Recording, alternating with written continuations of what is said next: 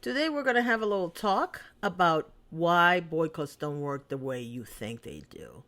And keep in mind that the reason why I'm making this video is because I've been fortunate enough to live long enough to see a life when I did believe in boycotts and what I'm in now. And before you go nuts on the comment section without listening to the video, please listen to the video and don't react based on the title of the video before you make your assessments, because there is a possibility that you are still not going to agree with me, but at least you know where I'm coming from and you can agree to disagree. And no, agree to disagree is not a dog whistle or a gaslight of any form. I'm telling you, some people can understand other people's positions even if they don't agree with them.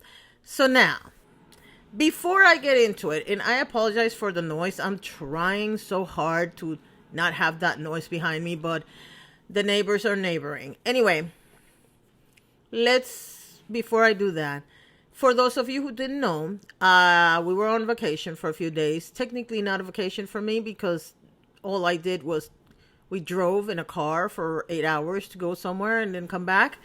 Now, the reason why that was important, even though it was very stressful for the people in this house who know how the money is running, is because when you get to be my age, and by the way, don't get me wrong, when I was in my 20s, I lost a few uncles and aunts, a couple of cousins, and more importantly, my second oldest brother. So I am very well aware that people in their 20s also lose loved ones. But when you have a period of time of less than 3 years where you lose your dog of 14 years, your mother, and you have a good relationship with her, your father, well, actually it was more like 5 years. It was my dad first, then the dog, then my mom, then my father-in-law, which that one was a surprise. And then around the time between my mom and my father-in-law, actually no, 2020 to 20, let's call it what it is, 2020, you lose around 40 to 44 family members and friends.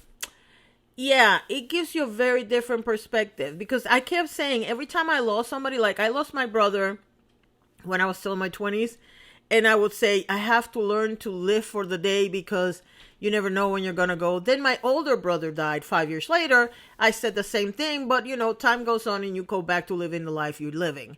Then my dad died and I would say it again, and my mom died and I said it again. And then one day I'm sitting down and I'm like, you know what? Life does change when things like that happen to you. And so this is where the perspective is coming from, and that's why I decided to mention it. But the bottom line was that my husband had a family reunion of sorts. The 3 siblings were together. And so even though we were, and we still are, dead broke, we drove the 8 hours praying that the car worked, and Velma Genesis did an excellent job. She made it over there. She made it back home. And my husband was able to spend the weekend with his family, mom, and his 3 siblings, which was awesome to watch. And we had a good time. But that got me into thinking of something that I've been thinking for a long time, and that is about boycotts. Now, for reference, when I was in my 20s, between 17 and 21, I stopped wearing my favorite tennis shoe because I thought that me and my friends boycotting the company would make a dent on the child labor that they were using in the factories that they were building these shoes. It didn't. And I'm talking about Reebok, just in case you don't know.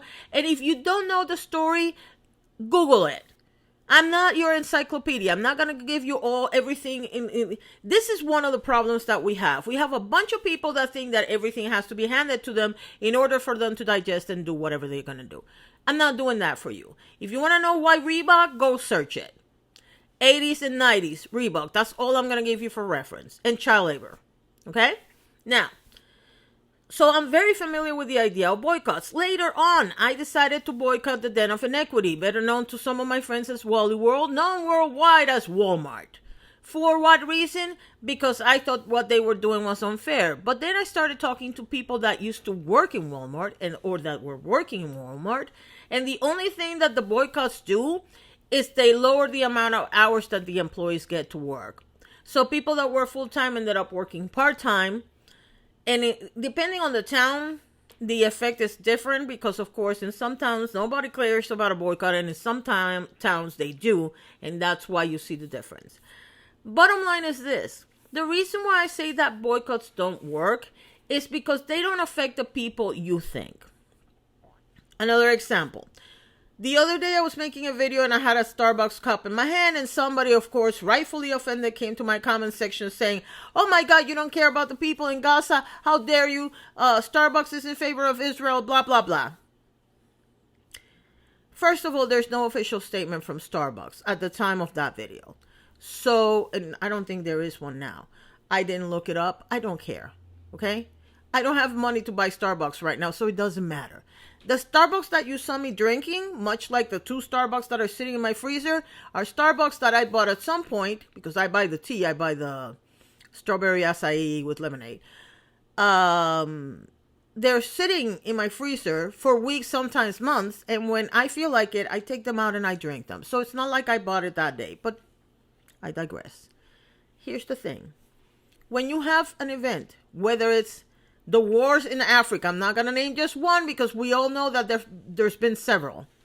And then you have the situation between Ukraine and Russia, and you have the issue with Israel and Palestine.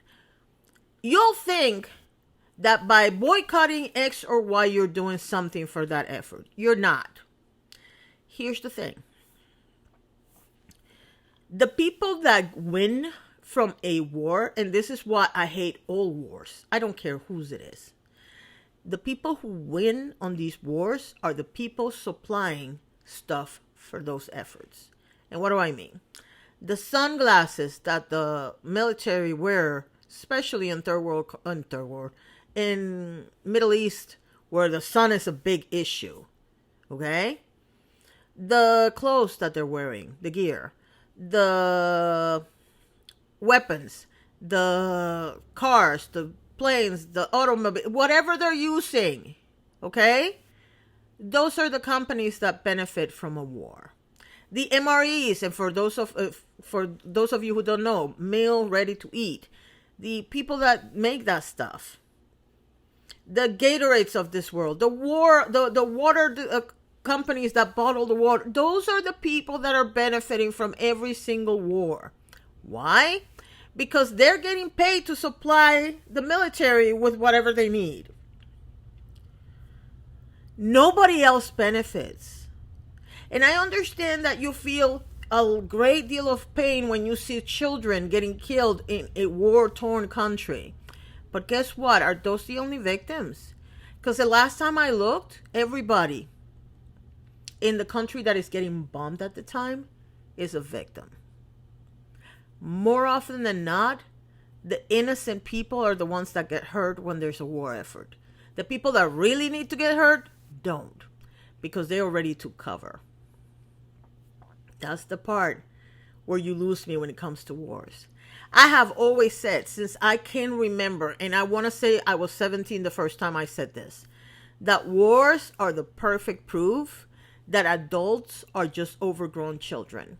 Because it's the ultimate, oh, you don't want to play with me? Then I'm going to make sure that your life is hell. Miserable. Whatever you want to call it. And so you make all this effort to boycott X, Y, or Z, and the people that you're affecting, you might ask, who are they? Well, let's take store X. I'm not going to name the store. I'm not going to name the company because it doesn't matter, number one, what conflict they're in favor of, and number two, what company they are. This is a company that hires 5,000 employees in the United States of America, and you decide to boycott and you're effective and people stop shopping from that store. Who is going to be affected? It's not going to be the president and the CEO or the board of directors. The people that you really want to hurt, they're not the ones that are going to get hurt. The 5,000 employees that are going to little by little lose their jobs, those are the people that are going to get affected. You think that that's the only people that are going to get affected? Let me think about this for a second. You have because of the way the company is built, they do business with the locals. Like they have local companies that make products, and they go ahead and they sell them in bulk to the company that then sells them to their distribution center, right? Those companies are going to start losing sales and eventually might go under because you decided to boycott company X. See where I'm going with this? The people that make the different components for the products that the locals build to sell to the company X will also be affected directly by your boycott. So in other words, you might affect anywhere from 5,000 to 20,000 people or more or less because you decided to boycott a company for an effort that is not going to do anything for the war in question. See where I'm going? Now you might be thinking, why are you defending the war? Again, I'm not defending the war. And I'm not defending corporations. You can complain about corporations all day long. This is what I think is funny about this. You complain about corporations. It's very easy for somebody who's sitting on air conditioner or fan, who has electricity most of the time, who has water most of the time, who is very comfortable. Even the poorest people in this country get to eat at least once a day. And I'm talking about this country. I'm not talking about any other country. Even the poor people in this country get to eat one meal a day. There are entire countries in this world that have to scrimp and scrape for one little bit of food a day. There's a reason why there are entire countries that have people that are starving to death. The United States doesn't have a place as of right now where people are starving to death. Do we have places where people only get to have one meal and maybe it's not enough? Absolutely. Do we have children that will go hungry if their school closes for summer or whatever because that's the only hot meal they get a day? Absolutely. But do we have places where kids go around looking in trash bins for the only thing that they're going to eat in the day? Not much. There are resources for people that are starving in this country. There are programs that you can access. And I'm not getting into whether people access the programs or not. What I'm saying is that the programs exist. If people don't know about them or they have no ability to get to them, that's another story for another day. But there are programs for people who don't have the money. There are entire places in the world where people don't even have the programs. The reason why Live Aid was such a big deal is because there were videos about entire segments of the planet where kids were eating dirt, literally dirt. So for you to come at me sideways because you don't think, I don't want to hear it. I really don't want to hear it. There's actual people that are starving to death in this country. And if you have access to the internet on the daily to complain about the war in Gaza, you are not one of these people. You're exactly the person that I'm talking about. The person that has the ability to have either a computer, whether you're going to the library or you're using it at home, or you have a cell phone, which means if you have a cell phone and you have to pay a cell phone, even if it's $60 a month, you have the ability to eat at least once a day. It's very easy for you as a human who lives in a capitalist society to complain about countries where there are dictators because you've never dealt with one. If I have somebody that came from Cuba and is complaining about the government here because, they don't want to see what happened to them in Cuba, that I can handle. But the amount of people on social media right now that are complaining about, because we do this or we do that, or the president does this or does that or whatever, when they have never been through a dictatorship, and then they talk about how they want to go into a socialist rule or a communist rule, even though they have not lived on those systems.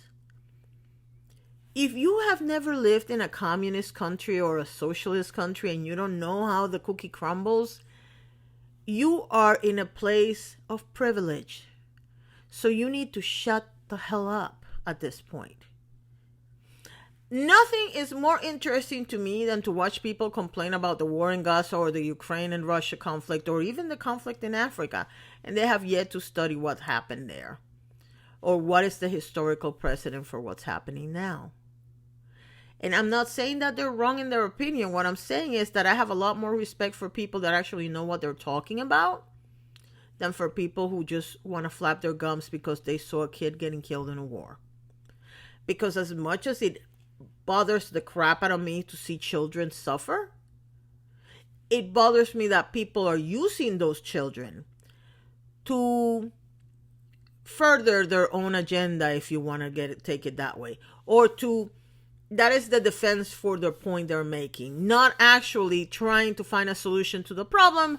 You just want to use kids that are dying or dead, which is incredibly unfair to those children. I'm not saying the war is good, because I hate war. I have said it. I'll say it. I'll shout it from the rooftops. What I'm saying is that if you want to get into a position of influence and real understanding, and if you really want to end any war, boycotts don't work. They're not affecting the people you think. And as far as this whole thing of asking people to boycott something, let me tell you something. A lot of boycotts have been aimed at Target and Walmart. And personally, I stopped shopping from Walmart for about 20 years. My husband will sneak out and shop at Walmart, but me personally, I wouldn't even go to Walmart. And you know what happens? That as you get older and you don't have the money, and Walmart has it cheaper, guess what I'm going to buy? If I had $1 for every time I shop something from Amazon because I cannot afford to buy it somewhere else, I would be a millionaire. And Amazon gets boycotted all the time and all this other stuff. Now, one thing that I want to make clear, I also don't believe in unions. I'm not going to get into that into this video. I'll make an entire video about that later. But I don't believe in unions. I've been witness for 30 years of people who got into unions, and the leaders of the unions abused the system in a way that is unconscionable just to enrich themselves, and they didn't do anything for the people that they work for. So I have a really, really strong to unions. So if you're going to boycott based on the idea of a union or non-union, I'm not going to agree with you. Which leads me to the next point. Whenever you have a conflict, I don't care if it's Russia, Ukraine, Palestine, Israel, Hamas versus Zionists, which is the real issue, there's always going to be 30 to 40% of the population who's going to agree with one side, 30 to 40% to agree on the other side, and there's going to be 20% that's not going to give a crap one way or the other. So when you make a boycott, the odds are not in your favor. Because 40% of the population will make a big dent on the store or the company that you're doing the boycott on, only if that percentage of people actually shop from the store or the business that you're talking about. It would be very easy for me to sit here and say, I'm going to boycott, I don't know, Academy Sports or Dick's Sporting Goods. Why? Because I rarely shop from them. It's very easy for me to boycott them because I can go somewhere else. That doesn't mean anything to the bottom line of that company. If you say, I'm not going to drink Budweiser beer, and you've never drank Budweiser beer, yeah, you made a big stench about it, but your friends are going to know that you're full of crap because you don't buy Bud anyway. See where I'm going? Your intent is very good. What I'm telling you is that you're wasting your energy on the wrong target. If you really want to end a war in a particular place, you need to find the resources for you to help end it. Whether that is calling your senator or your representative and asking for the aid to be stopped or whatever. And keep in mind, once again, 40% are going to agree with you, 40% are going to disagree, and 20 are not going to give a crap. You have to remember that. As hard as it is, you need to convince the people on the other sides of the issue first. And in some cases, you're not going to be able to. That's the cookie crumbling for you.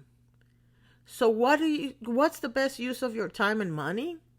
The best use of your time is if you see somebody, let's say you're talking about Palestine, and you see videos created by content creators that are losing their voices because Platform X doesn't want to do anything that has to do with them, or Platform Y doesn't want to show their videos, ask them permission to record their video and post it yourself in other platforms if they don't have access to those platforms. And if they have access to those platforms, share them.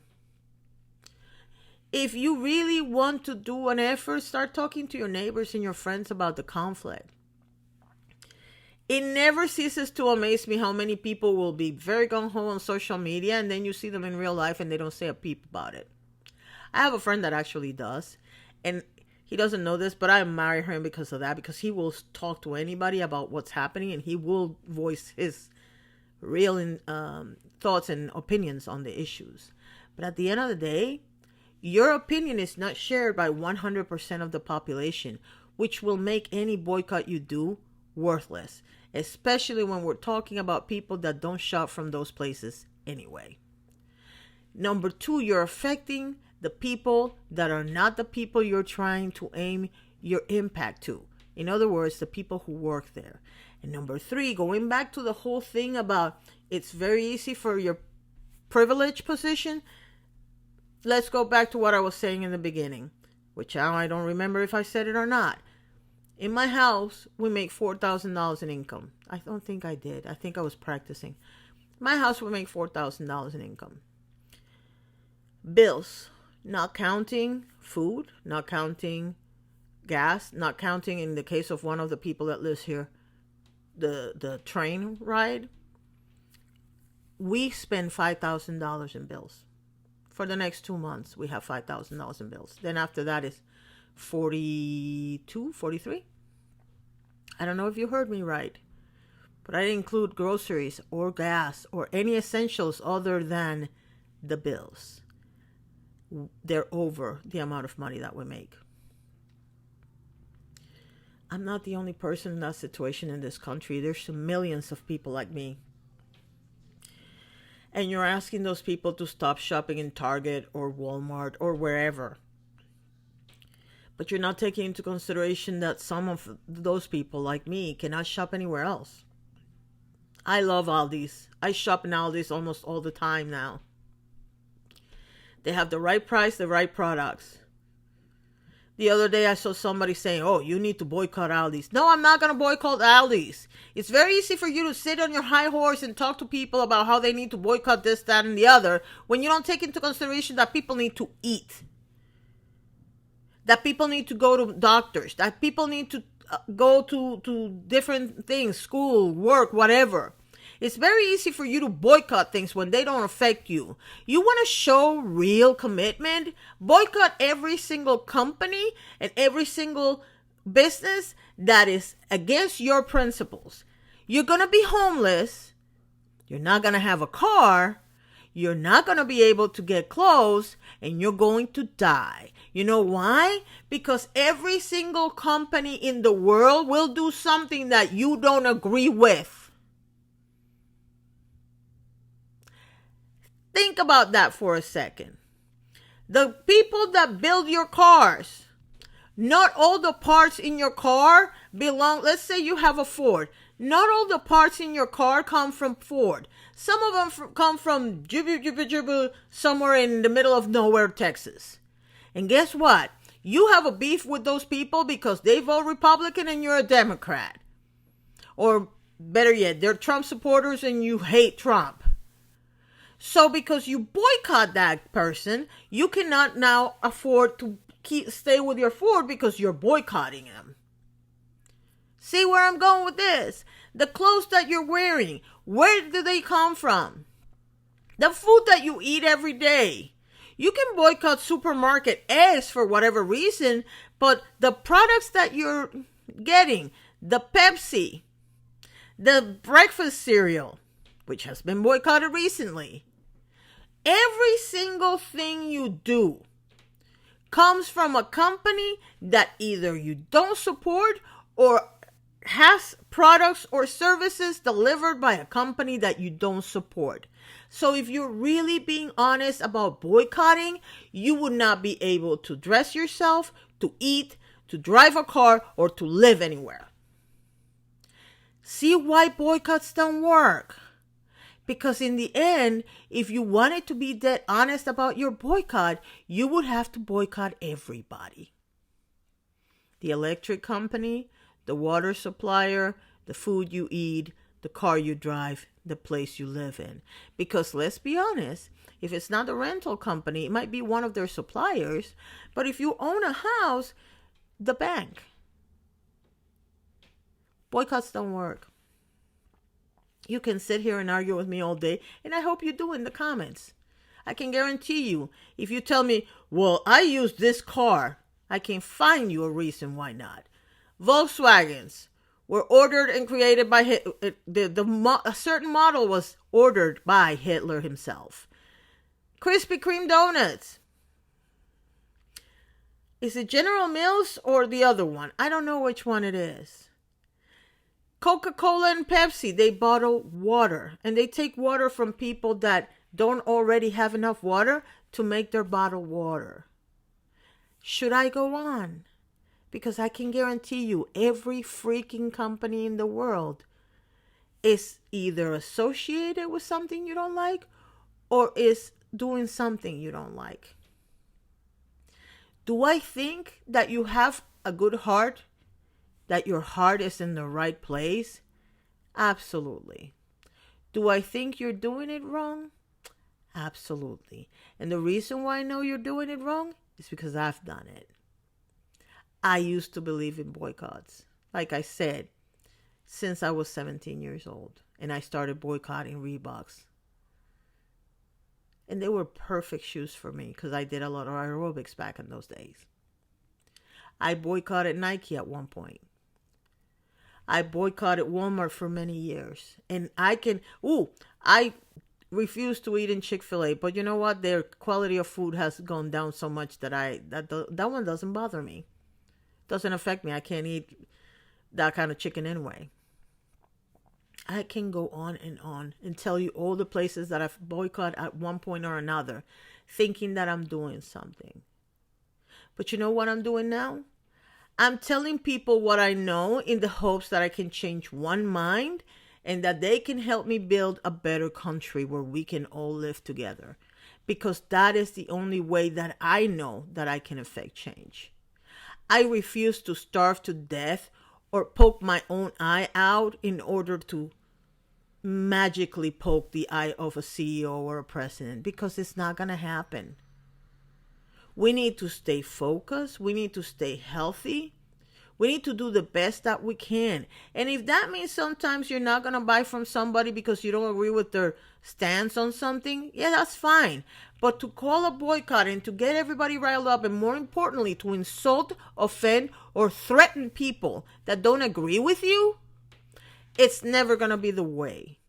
Because you're turning into a horrible person, the same horrible person that you're talking about, that's what you're turning into. And at the end, that doesn't work. Thank you for watching, and have a nice day.